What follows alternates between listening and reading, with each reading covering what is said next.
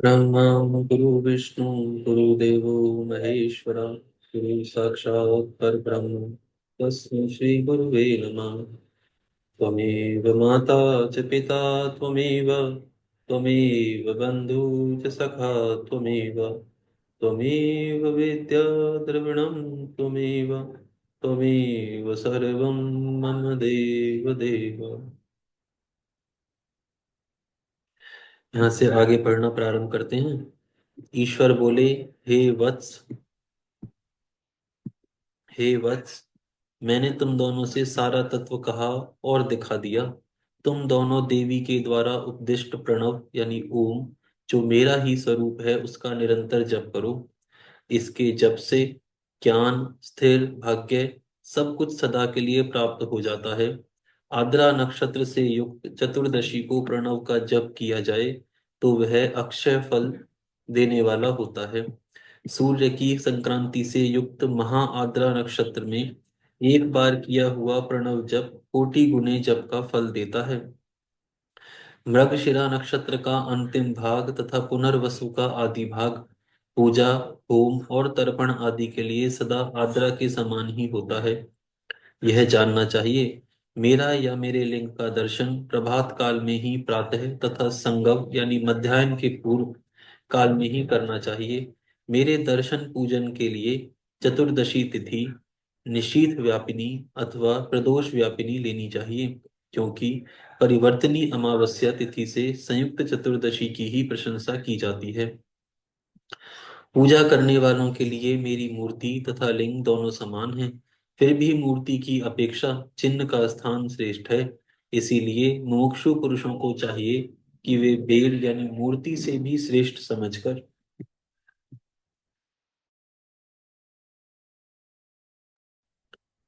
समझकर लिंग का ही पूजन करें। लिंग का ओमकार मंत्र से और बेर का पंचाक्षर मंत्र से पूजन करना चाहिए। शिवलिंग की स्वयं ही स्थापना करके अथवा दूसरों से भी स्थापना करवाकर उत्तम द्रव्यमय उपचारों से पूजा करनी चाहिए। इससे मेरा पद सुलभ हो जाता है। इस प्रकार उन दोनों शिष्यों को उपदेश देकर भगवान शिव वहीं अंतर्ध्यान हो गए। यहाँ से अथेकादशो अध्याय यानी 10वां अध्याय प्रारंभ होता है। इस अध्याय में शिवलिंग की स्थापना, उसके लक्षण और पूजन की विधि का वर्णन तथा नहीं सॉरी ये 11वां अध्याय है। एकादश है ये। तो इसमें शिवलिंग की स्थापना, उसके लक्षण और पूजन की विधि का वर्णन तथा शिव पद की प्राप्ति कराने वाले सत्कर्मों का विवेचन बताया गया है। ऋषिगण बोले, हे सूत जी, शिवलिंग की स्थापना कैसे करनी चाहिए, उसका लक्षण क्या है तथा उसकी पूजा कैसे करनी चाहिए, किस देश काल में करनी चाहिए और किस द्रव्य के द्वारा उसका निर्माण होना चाहिए। सूत जी बोले, हे महर्षियों, मैं आप लोगों के लिए इस विषय का वर्णन करता हूँ, ध्यान देकर समझिए। अनुकूल एवं शुभ समय में किसी पवित्र तीर्थ में अथवा नदी आदि के तट पर अपनी रुचि के अनुसार ऐसी जगह शिवलिंग की स्थापना करनी चाहिए जहाँ नित्य पूजन हो सके।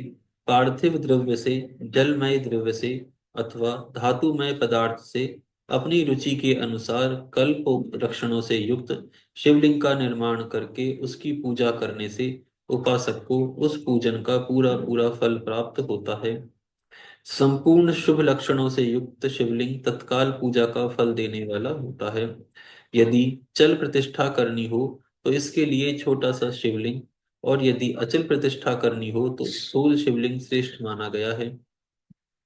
उत्तम लक्षणों से युक्त पीठ सहित शिवलिंग की स्थापना करनी चाहिए। शिवलिंग का पीठ मंडलाकार यानी गोल, चौकोर, त्रिकोण अथवा खड़वांग के आकार का यानी ऊपर से गोल तथा आगे से लंबा होना चाहिए। ऐसा लिंग पीठ महान फल देने वाला होता है। पहले मिट्टी, प्रस्तर आदि से अथवा लोहे आदि से शिवलिंग का निर्माण करना चाहिए। जिस द्रव्य से शिवलिंग का निर्माण हो उसी से उसका पीठ भी बनाना चाहिए। यही स्थावर अर्थात अचल प्रतिष्ठा वाले शिवलिंग की विशेष बात है। चल यानी चल प्रतिष्ठा वाले शिवलिंग में भी लिंग और पीठ का एक ही उपादान होना चाहिए, किंतु बाण लिंग के लिए यह नियम नहीं है। लिंग की लंबाई निर्माणकर्ता के 12 अंगुल के बराबर होनी चाहिए। ऐसा ही शिवलिंग उत्तम कहा गया है।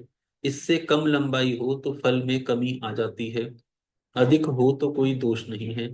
चर लिंग में भी वैसा ही नियम है। उसकी लंबाई कम से कम कर्ता के 1 अंगुल के बराबर होनी चाहिए। पहले शिल्प शास्त्र के अनुसार एक विमान या देवालय बनवाएं जो देवगणों की मूर्तियों से अलंकृत हो। उसका गर्भगृह बहुत ही सुंदर, सुदृढ़ और दर्पण के समान स्वच्छ हो। उसे 9 प्रकार के रत्नों से विभूषित किया गया हो। उसमें पूर्व और पश्चिम दिशा में 2 मुख्य द्वार हों। जहाँ शिवलिंग की स्थापना करनी हो, उस स्थान के गर्त में नीलम, लाल रत्न, वैदुर्य, श्याम रत्न, मरकत, मोती, मूंगा, गोमेद और हीरा, इन 9 रत्नों को तथा अन्य महत्वपूर्ण द्रव्यों को वैदिक मंत्रों के साथ छोड़ें। सद्योजात यदि 5 वैदिक मंत्रों द्वारा शिवलिंग का 5 स्थानों में क्रमशः पूजन करके अग्नि में हविष्य की अनेक आहुतियां दें और परिवार सहित मेरी पूजा करके गुरु स्वरूप आचार्य को धन तथा भाई बंधुओं को अभिलाषित वस्तुओं से संतुष्ट करें।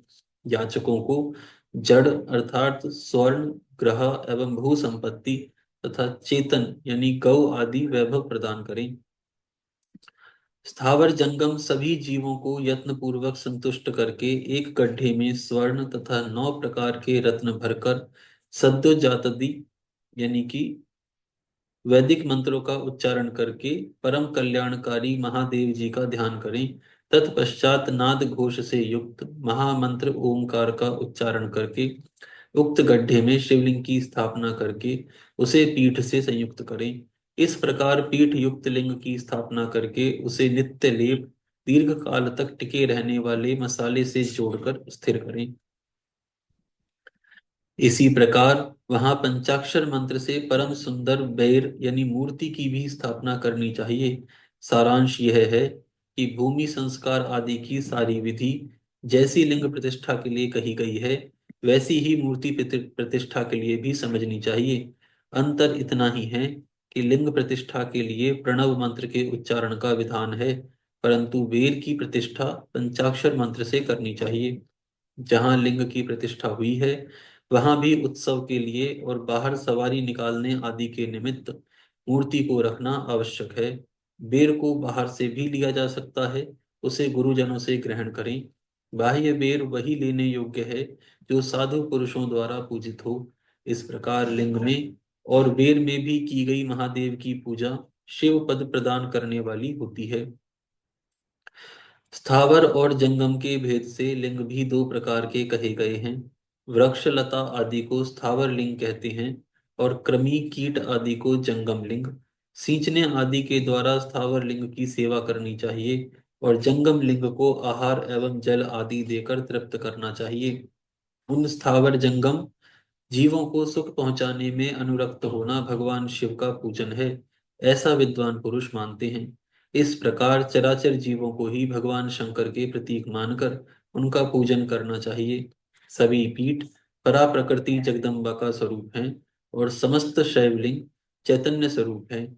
ऐसे जैसे भगवान शंकर देवी पार्वती को बिठाकर विराजते हैं, उसी प्रकार यह शिवलिंग सदा पीठ के साथ ही विराजमान होता है। इस प्रकार महालिंग की स्थापना करके विविध उपचारों द्वारा उसका पूजन करें। अपनी शक्ति के अनुसार नित्य पूजा करनी चाहिए तथा देवालय के पास ध्वजारोपण आदि करना चाहिए। इस प्रकार साक्षात भगवान शिव का पद प्रदान करने वाले लिंग की स्थापना करें अथवा चर लिंग में षोडश षोडश षोडशोपचारों द्वारा यथोचित रीति से क्रमशः पूजन करें। यह पूजन भी शिव पद प्रदान करने वाला है। आवाहन, आसन, अर्घ्य, पाद्य, पादांग, आचमन, अभ्यंग पूर्वक स्नान, वस्त्र, गंध, पुष्प, धूप, दीप, नैवेद्य, तांबूल समर्पण, निराजन, नमस्कार और विसर्जन, यह 16 उपचार हैं। अथवा अर्घ्य से लेकर नैवेद्य तक विधिवत पूजन करें। अभिषेक, नैवेद्य, नमस्कार और तर्पण, ये सब यथाशक्ति नित्य करें। इस तरह किया हुआ शिव जी का पूजन शिव पद की प्राप्ति कराने वाला होता है। अथवा किसी मनुष्य के द्वारा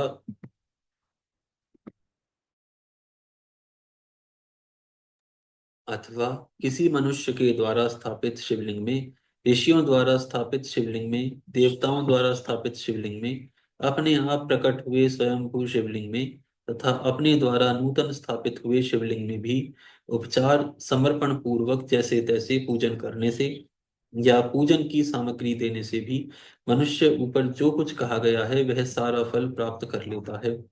क्रमशः परिक्रमा और नमस्कार करने से भी शिवलिंग शिव पद की प्राप्ति कराने वाला होता है। यदि नियम पूर्वक शिवलिंग का दर्शन मात्र कर लिया जाए तो वह भी कल्याणप्रद होता है। मिट्टी, आटा, गाय के गोबर, फूल, कनेर का पुष्प, फूल, गुड़, मक्खन, भस्म अथवा अन्न से भी अपनी रुचि के अनुसार शिवलिंग बनाकर तदनुसार उसका पूजन करें। कुछ लोग हाथ के अंगूठे आदि पर भी पूजा करना चाहते हैं। लिंग का निर्माण कहीं भी करने में किसी प्रकार का निषेध नहीं है। भगवान शिव सर्वत्र ही भक्त के प्रयत्न के अनुसार फल प्रदान कर देते हैं। अथवा श्रद्धा पूर्वक शिव भक्त को शिवलिंग का दान या लिंग के मूल्य का दान करने से भी शिवलोक की प्राप्ति होती है। अथवा प्रतिदिन 10,000 प्रणव मंत्र का जप करें अथवा दोनों संध्याओं के समय 1,000 श्रवण मंत्र का जप करें। यह क्रम भी शिव पद की प्राप्ति कराने वाला है, ऐसा जानना चाहिए। जप काल में मकरांत प्रणव का उच्चारण मन की शुद्धि करने वाला होता है। समाधि में मानसिक जप का विधान है तथा अन्य सब समय उपांशु जप ही करना चाहिए। उपांशु का अर्थ उन्होंने बताया है कि मंत्राक्षरों का इतने धीमे स्वर में उच्चारण करें कि उसे दूसरा कोई ना सुन सके। ऐसे जप को उपांशु जप कहते हैं। नाद और बिंदु से युक्त ओंकार के उच्चारण को विद्वान पुरुष समान प्रणव कहते हैं। यदि प्रतिदिन आदर पूर्वक 10,000 पंचाक्षर मंत्र का जप किया जाए अथवा दोनों संध्याओं के समय 1,000 का ही जप किया जाए तो उसे शिव पद की प्राप्ति कराने वाला समझना चाहिए।